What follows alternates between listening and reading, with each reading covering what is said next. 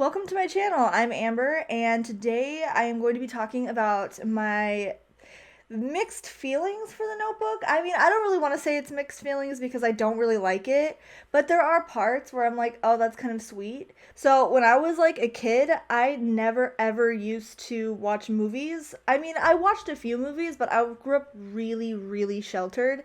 And so my mom didn't really let us watch a lot of movies. And so because we didn't really watch a lot of movies, at the end of the day, we ended up reading a lot of books. Well, I mean, I did. I read so many books. Like, we would go to the library and I would pick up like stacks of books, like as a teenager, just stacks and stacks of books, and I would just read them all. Like, some people watch TV, I would just read books. Not like educational books, but they were just like entertainment, like straight up. They were just like movies. I fell upon Nicholas Sparks, of course.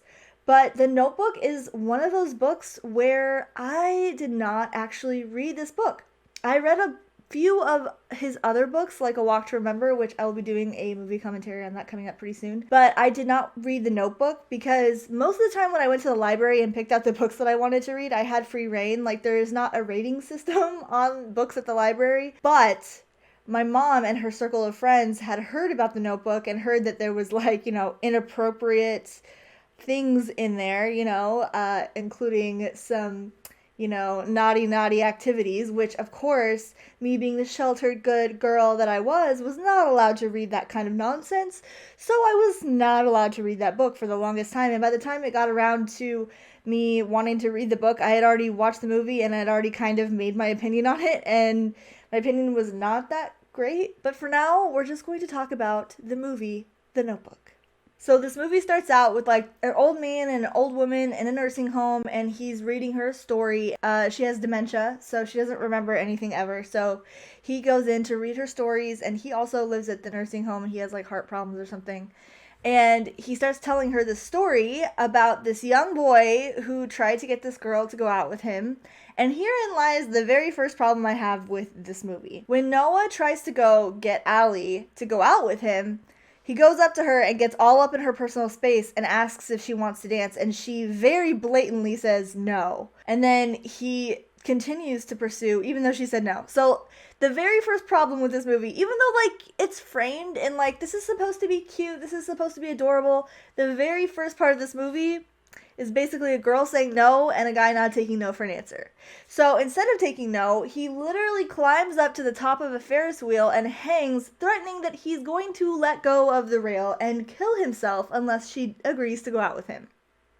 I mean, try and think of this in another way. What if this was like not, Ryan Gosling, everyone's like favorite, handsome man or whatever. But if this was like someone that was like not attractive or like just really not somebody that you would feel safe around, and they literally were hanging about to die from a Ferris wheel, yeah, that would just not be okay. Just because he's handsome and charming, he can get away with this kind of stuff. And that in and of itself like bothers me just a little bit. So yeah, not okay with even the premise of the very beginning of this movie. So yeah, basically after she agrees to go out with him just so that he won't like die, they get down, and the next day he comes up, he's like, oh, I'm sorry, I don't usually act like that, blah, blah, blah. Like, completely backtracking everything that he did. Which, like, okay, he's a sweet guy. No, like, he literally is, like, giving you exactly what you want to hear, trying to get you to go out with him. I don't like this behavior at all. It's just really questionable behavior. I'm not a big fan. But she still says no. Even after all of that and all of his, like, trying to get her to go out with him, all this stuff, she still says no. But, believe it or not, the friends decide to set them up anyway. So she obviously doesn't, like, she's, like, laughing and joking and flirting. But, like, she said no. Like, your words mean something. And the friends are like, well, we're going to go out anyway. And so they end up going to this movie theater, and they're watching the movies. And then, he gives her, like the Ryan Gosling eyes. I mean, straight up, this man does the Smolder from Tangled. Straight up. That is the Smolder if I have ever seen one. And it's like his way of manipulating her in every single situation. So of course she's like, oh, this handsome man. I kind of like him after all. And they end up walking home instead of like taking the car home. And like while they're walking home, she's like obviously starts to get like infatuated with him and starts to like him, you know, and she's like, "Oh, okay, yeah, like I'm kind of about this kid now." Even as he like kind of rebukes her for being like, you know, diligent in her studies and like good at what she's doing and like working really hard, he's like, "Well, what do you do for fun?" And it's like, okay, I understand that, you know, fun is important, but also she's about to leave for college and she wants to, you know, have a good future. So she's working hard, and I don't see anything wrong with that, and I think it's totally fine. And instead, they decide their idea of fun is to lay in the middle of the road and almost get run over by a car. Apparently that's hilarious and romantic, and then they dance with no music, which that part is pretty cute, you know, them dancing in the middle of the street with like the cross light changing and stuff. That's cute, but all the stuff that led up to it, not so cute. And then immediately from like them dancing, they go into like a montage of like their summer love, like they're doing all this cool stuff, like they are dancing with the family and they have like, you know, breakfast for dinner and all this cool stuff. Like they're obviously in love, they go swimming, they're having so much fun, the time of their lives. This summer is the best summer ever. Which you know that the rest of the movie is just going to be pure conflict because nobody is this happy this early in a movie. Just nobody. So you know that there's going to be like all of this avalanche of sadness is going to come in. We just know. And then like the part that bothers me again about this is that they like fight all the time, and then the way that they make up from their fights and like disagreeing on literally everything and having like nothing in common and being totally different is that they kiss and make up at the end. Like they're just in love and they're just like physically attracted to each other and they just are crazy about each other and nuts about each other, and that makes up for all of the fighting. They were crazy about each other. Which, like, coming out of a relationship that I've been in several that have, like, not really been okay. And, like, the good times are really good in those bad relationships. There's toxic relationships, and the good times feel amazing, and they feel so good, and they're really high highs. But the lows that come along with a toxic relationship or anything where you're fighting all the time and the only way that you can make up is by physical affection, like that is not a relationship that I want to be in. Like I have been in that relationship before, and the relationship I'm in now, like we don't fight. We get along, we love each other, we're like super happy with each other, and we have like not fought. And I've almost been with him for a year, and it's really amazing. So I just think that you can have a really loving, happy, crazy relationship, but you don't need to fight. So they fight all the time, and that's like their thing. Like they just fight with each other and they scream at each other and they feel all these raw emotions and then they get it all out. Healthy arguments are one thing, but if you're like screaming, fighting over stuff and you really can't get over it, like that is just not healthy. So I really just didn't like how they portrayed like, oh, they fought all the time and they're totally different, but they're crazy about each other. Like, yeah, you can be crazy about someone who is like verbally not okay to you. So they get to the part where Allie has to kind of decide, like she's like supposed to go away to New York for college and they're still together. They're like having this great summer and everything. These high schoolers decide that they want to run to an abandoned, old, nasty, cobweb-filled house at night with no lights, and it's like creepy and it looks haunted, and I would just never even go near there. So that is where they have decided that they're going to go, you know, have some fun. And they don't actually end up having any of this fun. They get interrupted because the police is apparently out looking for them because they haven't been home. And yeah, so Allie gets in this huge fight with her parents, and Noah gets all upset because he's like, well, like, I don't fit into your world and you don't fit into mine. Like, it just doesn't work out this way. Like, you have to go off to college, and like, where does that leave me? And they get into this really big fight and they kind of break up, and then Noah's like really, really sad. And then the next morning, Allie has to go with her parents and leave town. Like, they're leaving right now and they're not coming back. And so she runs to the lumberyard to go find him. And the friend of Noah is like, he was really upset last night, like when he was talking to me after your guys' fight. And he is just like, not okay. Like, I don't think that you should talk to him. And she's like, just tell him that I love him. So then she leaves. And when Noah comes back, he tells him. And then Noah gets all sorts of sad and like runs to her house, and she's not there, and he's like super upset about it.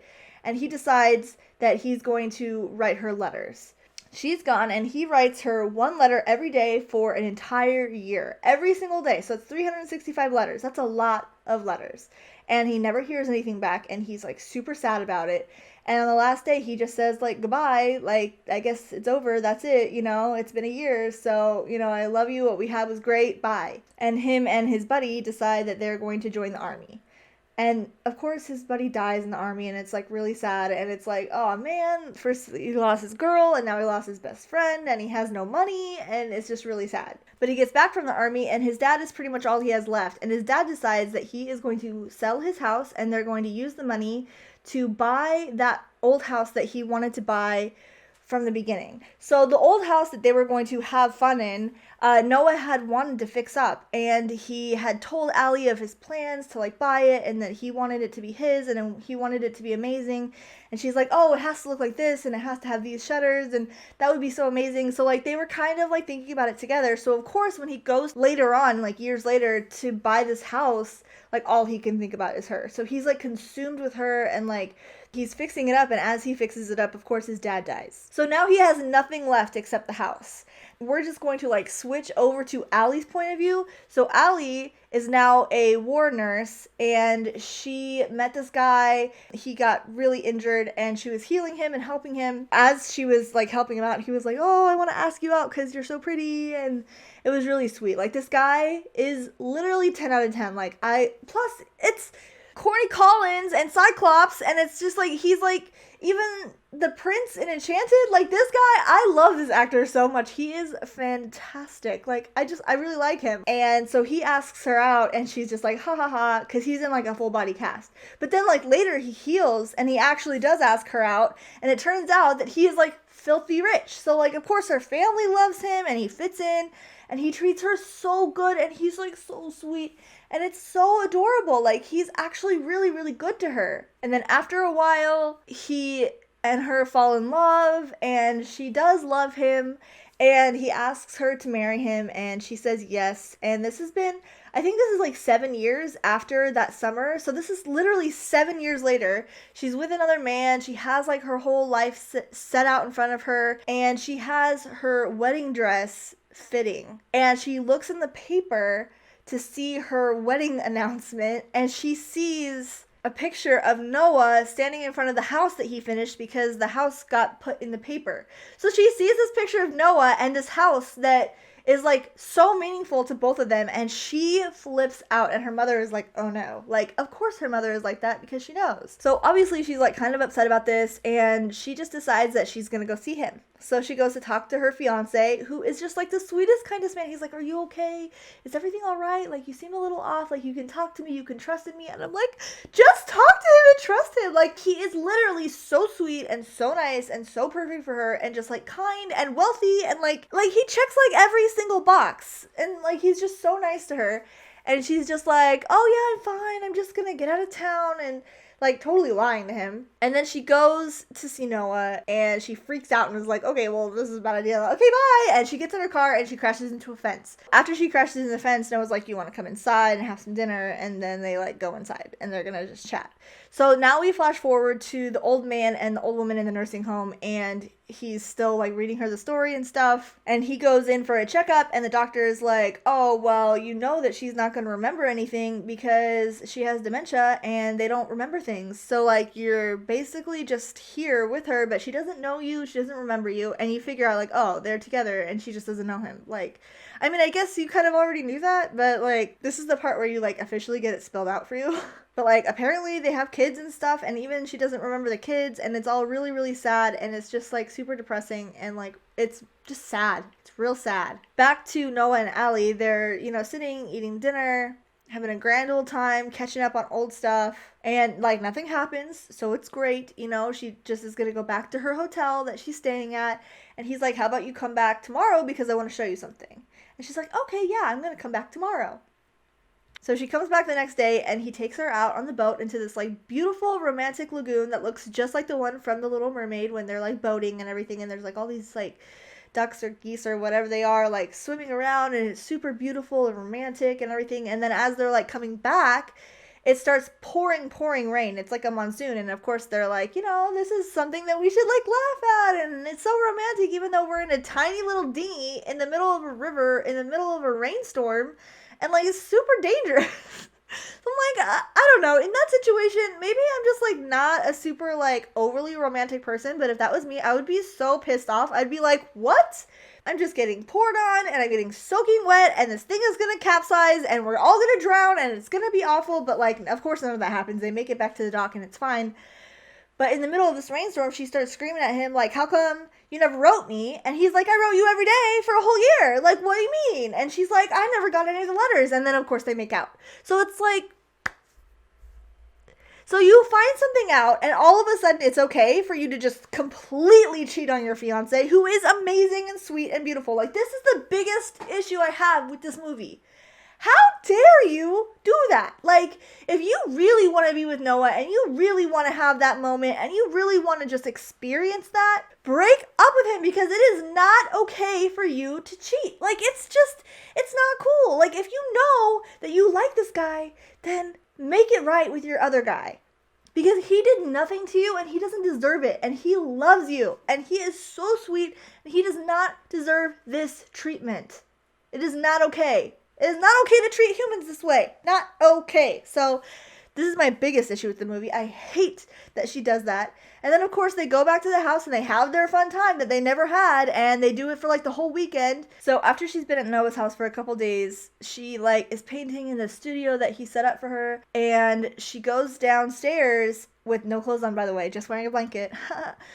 To find her mom there, and her mom is like, well, your dad told your fiance about Noah and now like your fiance is on his way here. And then Allie like freaks out and gets all upset and everything, and then her mom is like, I'm gonna show you something, and she puts her in the car and she drives her to like, I don't know, like a lumberyard or a mill or some like, place where somebody who doesn't make a lot of money is working.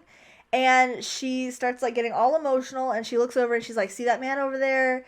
I loved him so much, and then I ended up marrying your father instead, and I love your father, but like, I really wish that I had known what would have happened with that man because I really loved him. And so Allie is like, what are you telling me? And so then they go back and her mom gives her all of the letters that she kept from her and is like, I'm sorry I kept these from you, here they are now.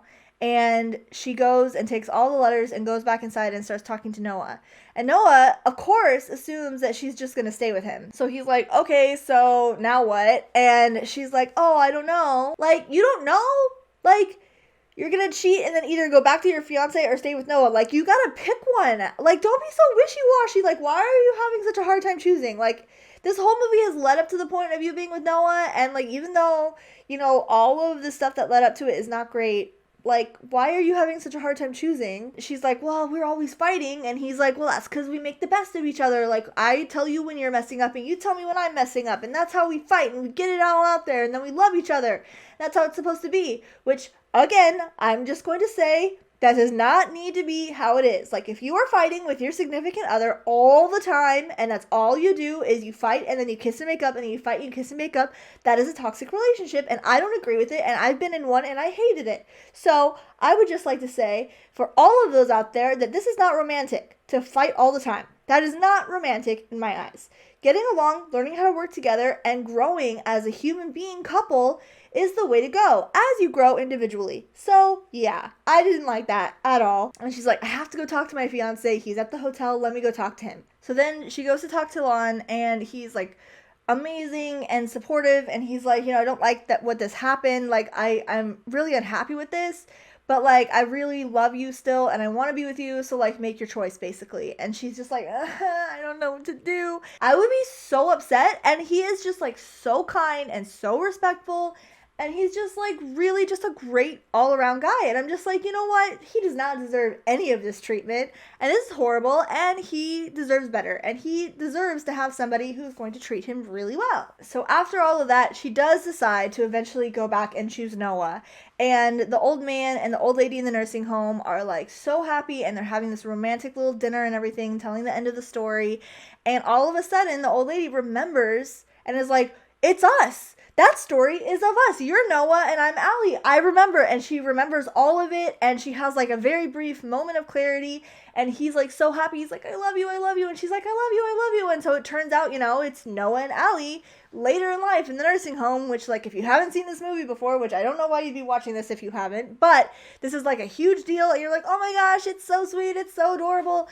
And they're like dancing. And yes, it's adorable. Yes, it's sweet, it's precious, it's lovely. He loves her, she loves him. It's so sweet. But then it gets really sad because she comes back to like her dementia and doesn't remember him anymore. And she has this like episode and they have to like sedate her. And it's really sad. And he's just sitting in the corner and he's crying. And it's really just like so devastating. And you're like, oh, I just had this like big, huge emotional moment.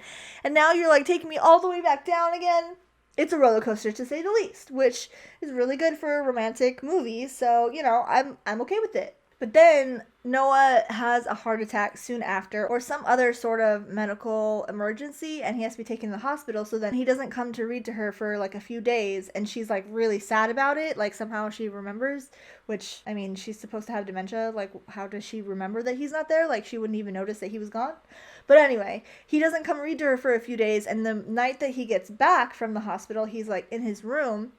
And he decides to go out on this little sneaky walk, and he sneaks into Allie's room late at night, and he's like, I'm sorry I wasn't there to read to you for the past few days because I was in the hospital. She remembers. Like, at this point, like, he didn't have to read her the story. She remembers him, and she remembers the whole thing. And she knows who he is, and she knows everything. And she's like, do you think that our love is strong enough to take us away together? Because they're both like really old, they're both not doing well. They're like, well, we can't live without each other. And this is the part where everyone's like, oh, like I get so teary-eyed over this because it's like super sad and super sweet. Like, I'm not even watching the movie right now, you guys, and I'm like tearing up for real. Like, I know I don't like this movie, but like the end gets me every single time because, the nurse walks in the next morning and he's sleeping in her bed with her and they're like holding their hands and they like both died together and it's like so sweet and so loving and I'm like, oh my god, and I hope that I go out that way because that would be the absolute best and it's so sad and it's so good. Oh, gets me every single time. Like, I don't even like this movie and I cry at the end. Like, I don't even like this movie. What is up with this? I'm not even watching the movie. I'm talking about the movie and yeah, it's a lot. So anyways, as I like put myself back together, that is the end of the movie and they're just together and it's so adorable and sweet. But the morals that I would like anyone who watches this movie to take away from it is don't cheat on your partner and don't be a terrible person.